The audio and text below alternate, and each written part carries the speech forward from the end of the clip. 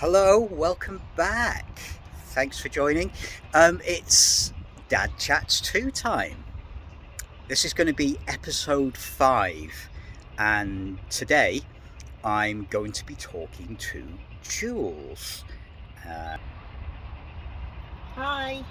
Hello, Jules, how are you today? I'm okay. I'm just wondering why you chose to interview the ginger-haired, pasty white girl with hay fever in an outdoor environment today. Well, it's a beautiful day. It's a lovely sunny day. It's too hot to be indoors on Zoom, so why not do something new? Okay. Be outdoors, yeah, and have a little chat. So to get on with the chat, Yeah. we're going to talk about what's happened with you lately, and that involves a new diagnosis for you. Yes. Do you want to tell me a little bit about what's happened? Well, I changed clinics at the beginning of the year, and the new consultant I saw went through my entire history, and also through my family history. And my sister has got MODY, which is maturity onset diabetes of the young, I think. Yeah. And which is caused by a genetic mutation. So as soon as my new consultant heard that, his ears pricked up and he said, "Oh, perhaps we ought to just check it." So there's a calculator that's available at Exeter University, because they do a lot of research on this. And we did the calculator, and it showed that I had a 90-something% chance of being MODY myself. And when my sister was diagnosed over 20 years ago, I had asked my GP if I needed that test, and he said it was too expensive and it wouldn't change the way that I was being treated. I would still be taking insulin. Yeah. So that didn't happen 20 years ago, but it happened at the beginning of this year. And in February, the results came back, and yes, indeed, I am genetically mutated, and I have MODY. And that means that I can come off of insulin, and that I would just need tablets, possibly a basal dose. But yeah, I can eat pizza again. Wow. I mean, that's fairly big news, isn't it? I mean, it's not something you hear on a day-to-day basis. I've never heard of this happening before, so God, it must have been a shock. It was. My head has been all over the place. It was in February I was told this news. In the middle of March, I was supposed to have an appointment to come off of the insulin and to go onto the tablets, but that was cancelled because of the junior doctor strike. So the next available appointment I can have now is the 7th of June. So that's the big day that I'm aiming for. But I was all psyched up, because the thing is, I've been on insulin for 33 years, and to suddenly overnight not need insulin, I feel a little bit like they're taking away my lifeline. Yeah. So it's really difficult to get my head around it. So I psyched myself up for this 15th of March, and then it didn't happen. So that 15th of March, that's over 2 months ago now. Yeah. In the last 2 months, have things settled down for you, or are you still in a bit of a tiz about it all? I'm not so much in a tiz about taking away my lifeline. I am quite sort of angry, quietly angry, that I've had to have insulin and carb count and live this relentless type 1 life for 33 years, and I haven't needed to. I'm quite cross about that. Yeah. I mean, is that something that you might follow up in due course? Because any type of diabetes is difficult diabetes, as we know. Type 1 has got its own difficulties, and I'm sure that MODY does have its own difficulties, but you've been living the life of somebody that needs to inject, somebody that needs to maybe pump later on, and perhaps you didn't actually need to do that. Yeah. So I can understand why you might be upset about that. Is that something that you feel like enough time has passed to just leave alone now, or something Yeah. you might look at? Yeah. There's been other things in life with my MS diagnosis. They originally said it was down to neuropathy, and for 5 years I lived with MS, not knowing I had MS, because one neurologist assumed it was neuropathy, but then the other neurologist said you wouldn't get neuropathy in your face because of diabetes, so it's something else. So there's kind of been other misdiagnoses that have happened, and I just think that the NHS is so pushed at the moment. I can just like forgive anything. At the end of the day, this is where I am, and this is what I have to deal with, and I think the fact that I'm coming off of insulin is enough for me. Yeah, I mean, it's going to be a huge change for you, isn't it? I mean, no insulin, I guess, and a complete change in diagnosis, moving on to MODY. So can you just explain a little bit about MODY to us? I mean, have you had any explanations to you about what it is, what you need to do compared to what you used to do as a type 1 diabetic? The most help I've had is from Maggie Shepherd, who reached out to me on Twitter, and she works at Exeter, and she's the lead nurse in don't know what the word is, but genetic diabetes, let's say that. Yes. So she knows a lot about this, and she's given me quite a lot of information, and it seems that the easiest way to describe it, and this is not medical or technical because it's me, this is like as simple as I can make it, is that basically my pancreas has it's a very lazy pancreas. It's just sat there for the last 33 years. I thought, I can't be bothered. Yeah. So the tablets, the medication you take for MODY, there's like a switch in your pancreas that says, oh, carbs are coming in, let's put the switch on, and insulin is produced to deal with them. And because of the genetic mutation, the switch doesn't work for me. So the tablets will make the switch work, and I will produce insulin, and hopefully enough to cover the carbs I eat, depending on how many carbs I eat. So that's basically what it is. It's the switch that doesn't work. Yeah. In type 1, your switches work. Do they work? No, in type 1 your switch wouldn't work, would it? Because you're not having insulin. No. And in type 2 it does work, but then it's how your body deals with the insulin that's the issue. So it all gets a bit... Yeah, so that's an explanation of diabetes by Jules there. I hope you understand that one. So just in terms of insulin usage, I believe you may need to take some basal, but does anything else need to change? Do you need to change your diet or anything like that at all?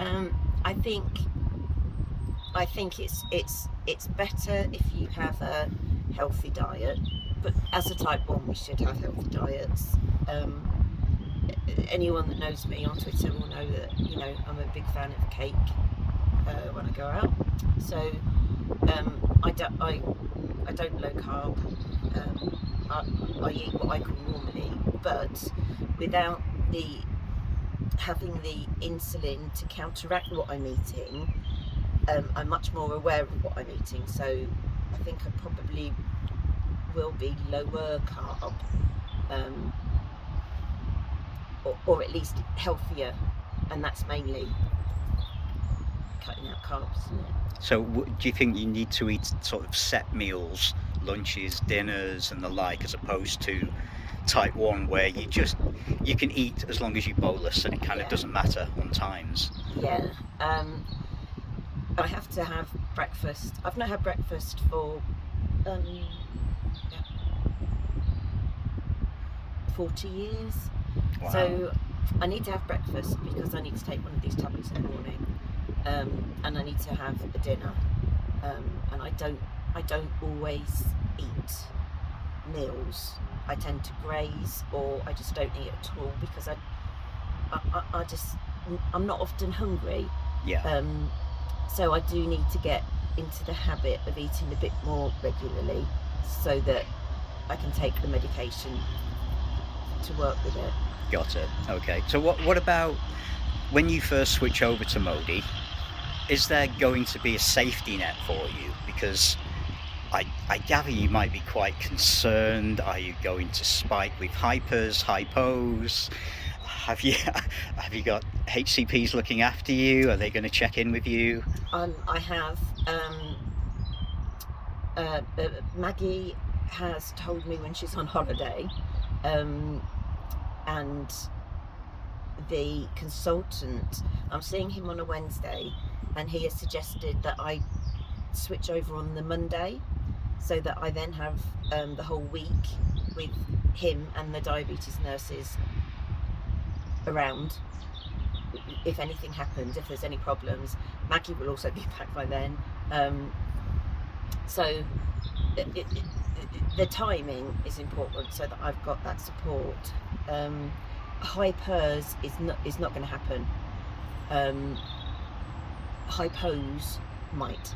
Oh, I see. So is that's been explained to you that you're more likely to hypo? Yes. Is that just to begin with, or?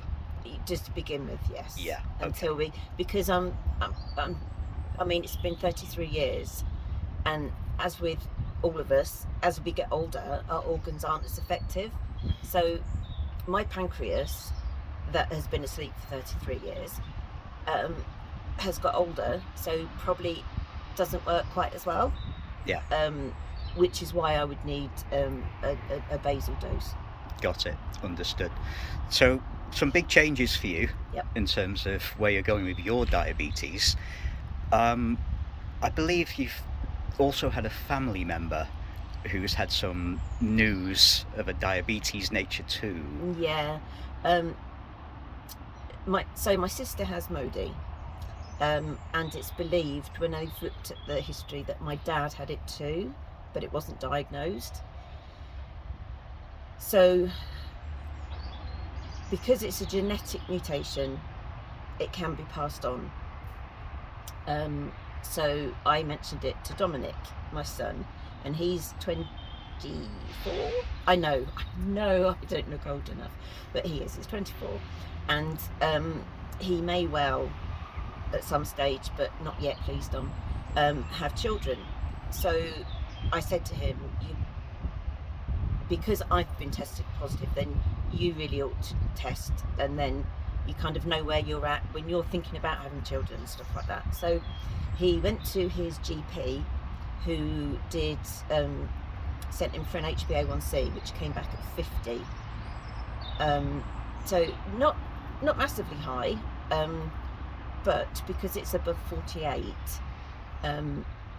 Maggie has confirmed that yes, he has diabetes, but at the moment we're waiting for tests to find out what type of diabetes. I would put money, not that I gamble, I would put money on the fact that he's got MODY as well. Yeah. I think that's pretty certain. But is that something you've entered into the calculator to? Yes. Yeah. So it looks like MODY for Dominic. Yeah. Okay. Yeah. Okay. So how's Dominic taken that? I mean, I won't focus too much on Dominic today. How has he taken the news so far? Is he getting on okay? Well, what first happened was that he got a phone call from his GP while he was at work, telling him about his H1C and that it was 50, which is above the threshold. So he went back to his desk and he said to the person he worked with, "Oh, I'm a bit gobsmacked. I just found out I've got diabetes." And the chap he worked with said, "But you don't look like you'd have diabetes." Oh. Haven't we all heard that one? Yeah. You know, you're young, you're slim, you're active. You know, if anyone should have it should be me. And Dominic went into a massive decline, a big downward spiral at that point, because he didn't want anybody to know that he'd got diabetes, because that was the first comment. And he knows that I've lived through lots of comments and stigma around diabetes. Yeah. And he was like, I just don't want it. I don't want it. Yeah. Don't tell anybody. But then he's had a Libra on, just to see what it's doing. After I think it was 8 vodka Red Bulls. It had gone up to 22 or something, I think. Okay. So he loves numbers and he loves the science of things. So that's actually been really interesting. So that's how he's kind of like looked at it, in the numbers, rather than the effects and feelings. Yes. He's just looking at the numbers. But he's just in limbo at the moment with waiting for these results to come back. But he has told his friends now, excuse me, and I said to him, rather than just say you've got diabetes, there's nothing wrong with saying that you've got a genetic condition that affects your blood sugar. Yeah. Because that's true. Yeah. And I mean, it's difficult enough to explain the difference between type 1 and type 2, let alone MODY. Yeah. So yeah, he's getting there with it. Yeah, I mean, I can completely understand that, having diabetes myself when I was young, that there was a lot more stigma then, and the stigma still exists today, and it's stupid. I don't know why that needs to be a thing. I think it's the media, I think it's social media, I think it's people selling diets and the like. It just does not help at all. So I absolutely understand why he might feel uncomfortable about that. And it's a good idea to say, as Jules mentioned, it's a genetic thing, that you just need to look after your blood sugars, and that's what it is. No need to get into a huge explanation if you feel uncomfortable about it. So to Jules, that's going to be it for today. I know that Jules has a blog. I know that she's often on TV for the likes of Channel 5, that she's often in the media. Right, can I just interrupt there? Yeah. I did get interviewed by Channel 5 about the cancelled appointment, and they didn't use the footage because obviously my face isn't good enough for TV. What? So that's what that little dig was about. I wasn't on Channel 5. I was rejected by them, really. How dare they? Thanks for that. How dare they? So she's maybe not on TV yet. Unless maybe Topless Starts will come back, and you never know. Anyway, she's sometimes in the media, and you might see her in Diabetes UK magazine at some stage. If you want to know more, follow Jules on Twitter. There's going to be a link down below, so all you need to do is tap on that. You'll find a link on her Twitter to her blog, and then you can find out even more about MODY and how it compares to type 1 and how she's getting on with the whole changeover. So until then, that's been episode 5 of Dad Chats 2. I hope you enjoyed it. Please like the video, tap some buttons down below, all those bells and sub buttons and all of that good stuff down there, and leave a comment. Tell me what you think about MODY. Tell me what you think about diagnosis of MODY compared to type 1. and tell me what you think about stigma. And until then, I'll see you next time. Thank you. Bye, Jules. Bye.